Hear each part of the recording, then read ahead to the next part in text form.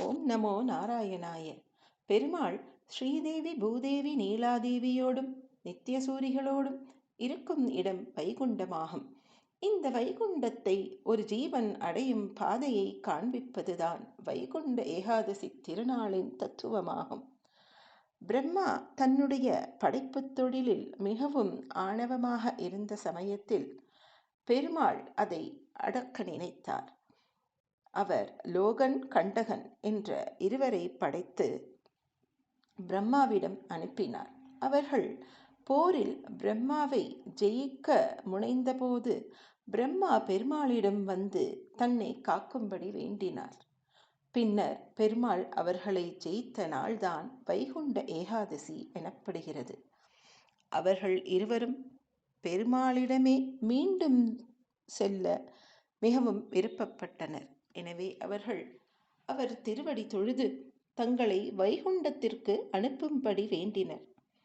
பெருமாள் தனது திருவடியால் இவர்களை எட்டி உதைத்தால் இந்த அண்டத்தை விட்டு வெளியேறி உத்தரம் வழியாக தாங்கள் வைகுண்டம் சென்றடைவோம் என்று வேண்டினர்.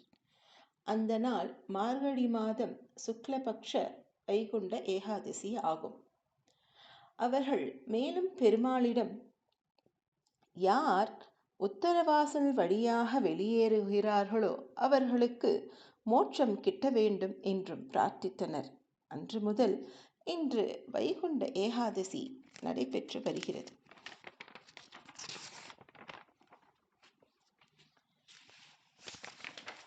இந்த வைகுண்ட ஏகாதசி திருவரங்கத்தில்தான் முதலில் தொடங்கியது.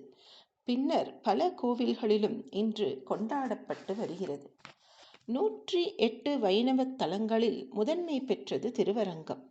156 ஏக்கரில் 21 கோபுரங்கள் கொண்ட இந்த திருவரங்கத்தில் பெருமாள் தெற்கு திசை நோக்கி, அதாவது இலங்கையை நோக்கி நமக்கு அருள் புரிகிறார். மூலமூர்த்தி சயன கோலத்தில் இருக்கிறார். வண்டினம் முரளும் சோலை, மயிலினம் ஆடும் சோலை, கொண்டல் மீதனவும் சோலை, குயிலினம் கூவும் சோலை, அண்டர்கோன் அமரும் சோலை, அணி திருவரங்கம் என்னா மிண்டர்பாய் துண்ணும் சோற்றை விளக்கினாய் கிடுமின் நீரே என்று திருமங்கை ஆழ்வார் இந்த திருவரங்கத்தின் அழகை நமக்கு விளக்குகிறார். வலது கையால் நீண்ட கிரீடத்தை தொட்டுக்காட்டி தெய்வத்துக்கெல்லாம் தெய்வம் நான் என்றும், இடது கையால் திருவடியை காட்டி சரணாகதி அடையுங்கள், என் திருவடியில் உங்கள் பாவங்களையெல்லாம் தொலைக்கிறேன் என்றும் கூறுகிறார் சயன கோலத்தில் உள்ள அரங்கநாதர். குடதிசை முடியை வைத்து குணதிசை பாதம் நீட்டி வடதிசை பின்பு காட்டி தென் திசை இலங்கை நோக்கி கடல் நிற கடவுள் எந்தை அரவணை துயிலுமா கண்டு உடல் எனக்கு உருகுமாலோ என் செய்கேன் உலகத்தீரே என்று இவருடைய அழகு வர்ணிக்கப்படுகிறது. இங்கு உற்சவமூர்த்தி 4 கரங்களுடன் காட்சி தருகிறார். வலது கை அபயஹஸ்தம், இடது கை கீழே தண்டத்தை தாங்கியுள்ளது. மேலே உள்ள வலது கை சக்கரத்தை ஏந்தியுள்ளது. இடது கையில் பாஞ்சசன்யம் என்ற சங்கு நமக்கு அருள் புரிகிறது. கஸ்தூரி திருநாமம் அணிந்திருக்கிறார் உற்சவமூர்த்தி ரங்கநாதர். ஆபரணங்களுக்கு அழகூட்டும் நம்பெருமான் ஆவாரவர். அவருடைய முன்னழகு பின்னழகு மேலும் அழகு மிக்கவர். அஷ்ட பிரபந்தத்தில் கரை புரண்டோடும் காவிரி ஆரே, ஆற்றிடை கிடப்பதோர் ஐந்தலை அறவே, அவ்வரவம் சுமப்பதோர் அஞ்சன மலையே, அம்மலை பூத்ததோர் அரவிந்த மரமே, அரவிந்த மலர்தொரும் அதிசயம் உளதே என்று இங்குள்ள மூலவரும் அழகாக விளக்கப்படுகிறார்.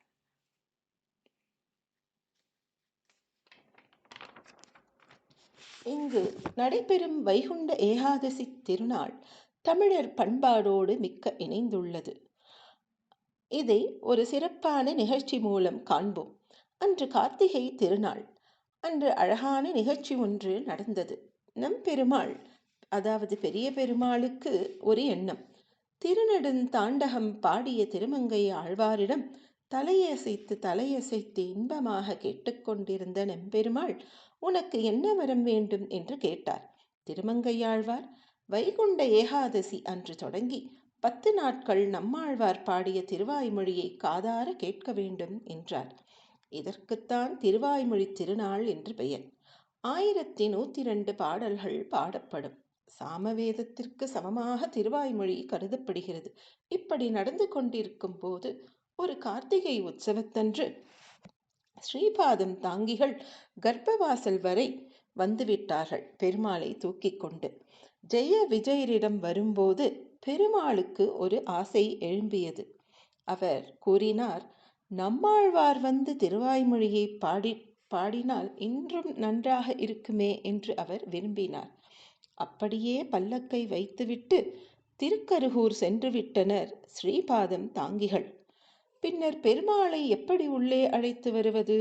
அவர்கள் பெருமாளை உள்ளே கொண்டு செல்ல அர்ச்சகர்களை வரவழைத்து கைத்தாங்கலாக கர்ப்பகிரகம் உள்ளே சென்றார்கள். இதற்கு திருக்கைத்தல சேவை என்று பெயர். இவ்வாறு திருவாய்மொழி திருநாளுக்கு நம்மாழ்வார் வந்து கொண்டிருந்தார்.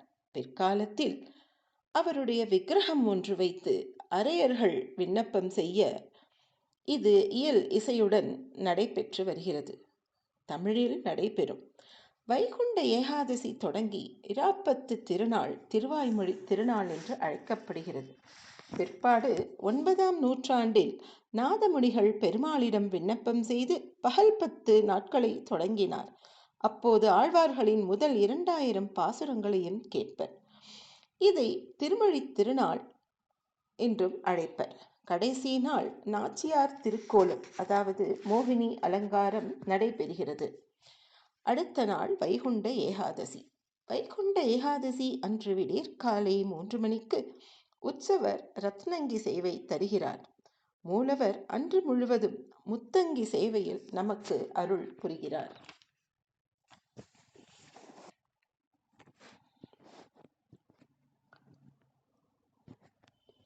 திருவரங்கநாதனிடத்தில் பக்தி செய்து அவன் திருவடியே தஞ்சம் என்று பற்றினால் கண்டிப்பாக நமக்கும் முக்தி கிடைக்கும். ஒரு ஜீவன் இந்த உடலை துறந்து இங்கிருந்து நீண்ட மார்க்கத்தில் பிரயாணம் செய்து அங்கு வைகுண்டத்தை அடைந்து அங்குள்ள விரஜா நதியில் குளித்து அங்குள்ள வைகுண்டநாதனை அனுபவிக்கிறான். நம்பெருமாள் தானே முக்தி பெறுகிற ஒரு ஜீவனை தானாகவே உருவகித்து நடைபெற்று காட்டுவதுதான் இந்த வைகுண்ட ஏகாதசி ஆகும். பெருமாள் காலையில் புறப்படுகிறார்.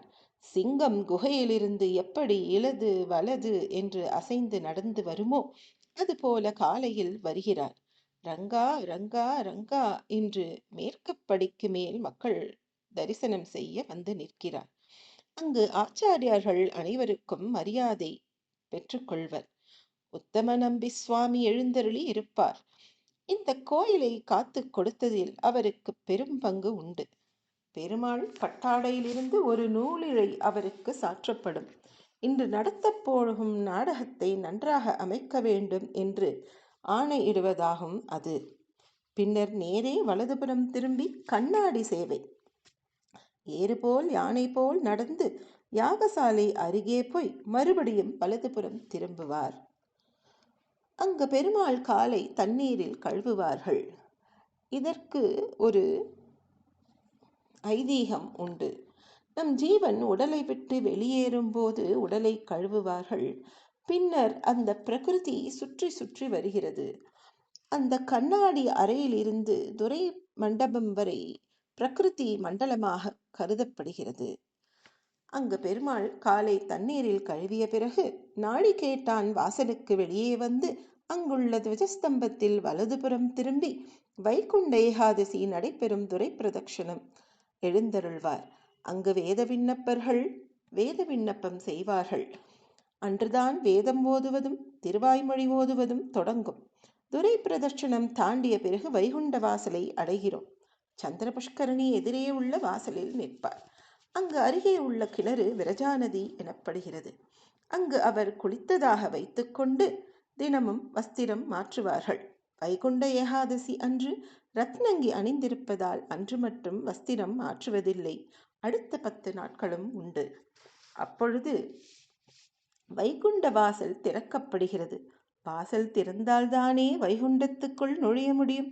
ஆஹா, ரங்கா ரங்கா ரங்கா என்று கூறிக்கொண்டு அனைவரும் காத்திருக்க அங்கு கதவு திறக்கப்படுகிறது. அவர் நடையழகு என்ன, அவரின் ரத்னங்கையின் அழகு என்ன, ஸ்ரீபாத தாங்கிகள் அவரை அசைத்து கூட்டி வரும் அழகென்ன. ஜீவன் இந்த உடலை நீத்து வைகுண்டம் அடைந்தது. பல்லாண்டு பல்லாண்டு பல்லாயிரத்தாண்டு பல கோடி நூறாயிரம் மல்லாண்டு தின்தோள் மணிவண்ணா உன் சேவடி செவ்வி திருக்காப்பு என்று இந்த வாசலை தொடுவோமா என்று தொடுவோம், இதை என்று தாண்டுவோம் என்று அடுத்த 10 நாட்களும் மக்கள் அலை அலையாக மோதி இந்த வைகுண்ட பரமபத வாசலை சேவிக்கின்றனர். இதை சொர்க்கவாசல் என்று சொல்லாமல் வைகுண்ட வாசல் என்று கூறினால் அதன் பெருமை நிலைக்கும்.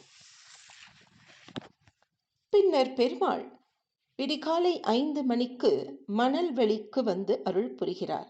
அங்கு அடியார்கள் அனைவருக்கும் தரிசனம் கொடுப்பார். பின்னர் 1000 கால் மண்டபம் செல்வார். இந்த மண்டபத்தில் 953 தூண்கள் உள்ளன. மீதமுள்ள தூண்களை மணல் வெளியில் பந்தல் நட்டு 1008 கணக்கிற்கு எப்பொழுதும் வைகுண்ட ஏகாதசி திருநாளில் கொண்டாடப்படுகிறது. பின்னர் திருமாமணி மண்டபத்தில் எழுந்தருள்வார். அன்று முதல் 10 நாட்கள் 100 100ஆக திருவாய்மொழி படிப்பர். 7ஆம் திருநாள் கைத்தல சேவை, 8ஆம் திருநாள் திருமங்கையாழ்வாரின் வேடுபரி உற்சவம், 10ஆம் நாள் ராப்பத்து உற்சவம்.